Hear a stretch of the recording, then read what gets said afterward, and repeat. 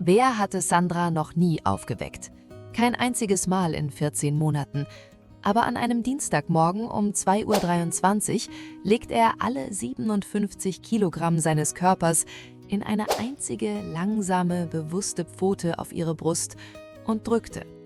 Was Sandra 4 Minuten später spürte, ist der Grund, warum sie keine einzige Nacht mehr ohne ihn verbringen wird. Sandra Bergmann hat sich keine 2 Riesenhunde zugelegt, weil sie Angst hatte, allein zu wohnen. Sie hat sie adoptiert, weil eine Freundin ein Foto online gepostet hat. Und irgendetwas in diesen Augen hat sie einfach nicht loslassen wollen. Das war vor 14 Monaten. Heute kann sie sich nicht mehr vorstellen, wie Stille überhaupt klingt. Koda ist ein 61 Kilogramm schwerer Leonberger mit schwarzer Maske, bernsteinfarbenen Augen und einem Schwanz, der bereits 3 Lampen, 2 Bilderrahmen und eine sehr teure Bodenvase zerstört hat. Bär ist ein 57 Kilogramm schwerer tibetanischer Mastiff mit einem Fell, das so dicht ist, dass Sandra ihr Handy einmal 11 Minuten lang darin verloren hat. Zusammen wiegen sie 118 Kilogramm. Zusammen belegen sie exakt 2/3 eines Doppelbetts. Sandra bleibt ein schmaler Streifen am Rand, auf dem sie schläft, zusammengerollt wie ein Komma. Sie hat einmal versucht, sie wegzuschieben. Bär hat ein Auge geöffnet, sie kurz angeschaut und es wieder geschlossen. Das war das Ende dieser Unterhaltung. Sandra war 31, als sie die Hunde nach Hause brachte. Sie arbeitete als Grafikdesignerin von ihrem Küchentisch aus, in einem Haus in Freiburg, das sie seit 3 Jahren gemietet hatte. Sie hatte ein Sofa, das sie mochte, einen Couchtisch, den sie allein 3 Treppen hochgeschleppt hatte und eine Morgenroutine, die genau eine Tasse Kaffee und 0 Unterbrechungen vorsah. Diese Routine hielt 4 Tage, nachdem Koda und Bär eingezogen waren. Tag 1: Bär setzte sich auf den Couchtisch. Nicht daneben, drauf. Alle 57 Kilogramm von ihm, völlig entspannt, als hätte er die Möbelsituation analysiert und seine Entscheidung getroffen. Tag 2 entdeckte Koda das Badezimmer. Er kam rein, während Sandra sich die Zähne putzte, setzte sich in die Mitte des Raums und starrte 6 Minuten lang ihr Spiegelbild an. Sandra versuchte, die Tür zu schließen.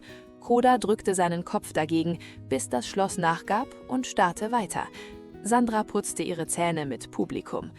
Tag 3 fanden sie das Bett.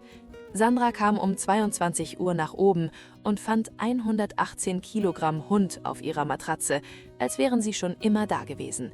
Koda lag am Rücken, Beine in der Luft, schnarchend. Bär lag zusammengerollt am Fußende, ein Auge offen, die Tür im Blick. Sie stand eine ganze Minute lang da. Dann legte sie sich auf ihre Seite, den 35-Zentimeter-Streifen, und schlief schneller ein als seit Monaten. Darüber hat sie damals nicht weiter nachgedacht. Also Leute, 3 Wochen später bemerkte Sandra etwas an Bär. Er war kein Schmusehund. Während Koda Sandra von Zimmer zu Zimmer folgte, wie ein langsamer, flauschiger Schatten, war Bär anders, unabhängig. Er verbrachte Stunden am Fenster und beobachtete die Straße. Er schlief leicht, immer der Erste, der aufstand, immer der Erste an der Tür, wenn jemand klopfte.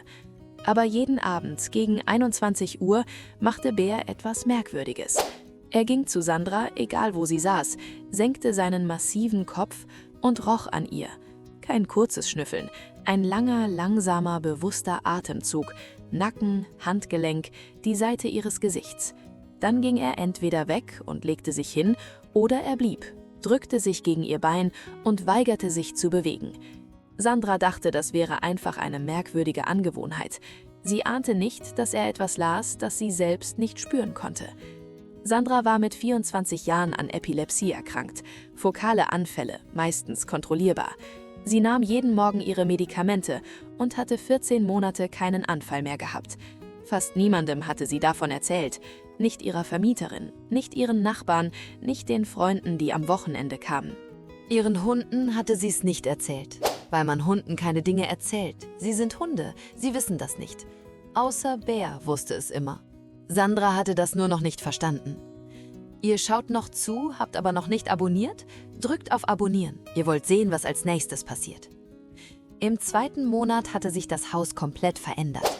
Bär hatte den Couchtisch in Besitz genommen, alle 57 Kilogramm, seelenruhig. Koda hatte das Sofa so gründlich beansprucht, dass Sandra ein zweites kaufte.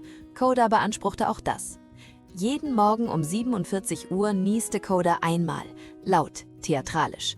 Sandra öffnete die Augen und fand sein Gesicht 15 Zentimeter vor ihrem, Schwanz bereits in Bewegung, Bär an der Schlafzimmertür über die Schulter zurückblickend, wartend. Sandra begann durchzuschlafen. Sie sagte sich, es lag an der Routine, an der Wärme der 2 Körper am Fußende des Bettes. Dass Bär sie jeden Abend überprüfte, das kam ihr nicht in den Sinn. Es passierte an einem Dienstagabend im Februar. Bär hatte seine übliche Kontrolle gemacht, langsamer Atemzug, Nacken, Handgelenk. Und diesmal war er nicht weggegangen. Er blieb. Sandra bemerkte es, dachte aber nicht weiter darüber nach. Sie schaltete das Licht aus, schlief ein. Um 2:23 Uhr wachte sie auf, weil Bärs Pfote auf ihrer Brust lag. Nicht scharrend, nicht springend, eine bewusste, schwere Pfote auf ihrem Brustbein, wie eine Hand auf einer Schulter, die sagt, wach auf, jetzt. Bär stand über ihr, völlig reglos, kein Knurren, kein Bellen.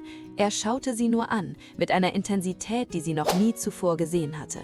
Coda an der Schlafzimmertür, Ohren aufgestellt, aufmerksam. Sandra setzte sich auf und dann spürte sie es. Das vertraute Kribbeln an der Schädelbasis, die langsame Schwere, die bedeutete, dass sie vielleicht noch 4 Minuten hatte. Sie griff nach ihrem Handy, rief ihre Nachbarin Jana an. Jana war in 3 Minuten da. Sandra hatte ihre Medikamente in der Hand, als der Anfall kam. Kürzer als sonst, beherrschbar. Danach saß Sandra auf dem Küchenboden, während Jana Tee kochte. Coda zu ihrer Linken, Bär zu ihrer Rechten. 118 Kilogramm Hund, kein Zentimeter Abstand. Hat er das schon mal gemacht? Fragte Jana. Sandra dachte an die Abende, den langsamen Atemzug, die Nächte, in denen er geblieben war. Ich glaube, er macht das seit Monaten, sagte sie. Ich habe nur nicht verstanden, was es bedeutet. Bär ist kein ausgebildeter medizinischer Signalhund. Niemand hat ihm beigebracht, wie Anfälle riechen. Er hat es einfach gewusst. Sie bewachen euch nicht, weil sie dazu trainiert wurden. Sie bleiben, weil irgendetwas in ihnen, älter als Training, älter als Sprache, entschieden hat, dass ihr es wert seid, dass man bleibt. Sandra schläft immer noch auf ihrem 35 cm Streifen. Bär beansprucht immer noch den Couchtisch. Coda niest immer noch um 47 Uhr wie eine berufliche Verpflichtung. Und jeden Abend gegen 21 Uhr kommt Bär noch immer zu Sandra, senkt seinen riesigen Kopf und atmet sie ein. Langsam. Bewusst. Sandra lässt ihn, jedes einzelne Mal, weil sie jetzt weiß, was er tut. Er stellt sicher, dass es ihr gut geht. Und wenn ihr einen Hund habt, der euch zu genau beobachtet, der bleibt, wenn andere gehen, der euch ohne Grund weckt, passt auf, er liest etwas, das ihr nicht sehen könnt, und er entscheidet sich, jeden Tag zu bleiben. Ist das Instinkt oder ist das Liebe? Ich bin mir nicht sicher, ob es da einen Unterschied gibt. Schreibt mir eure Meinung in die Kommentare.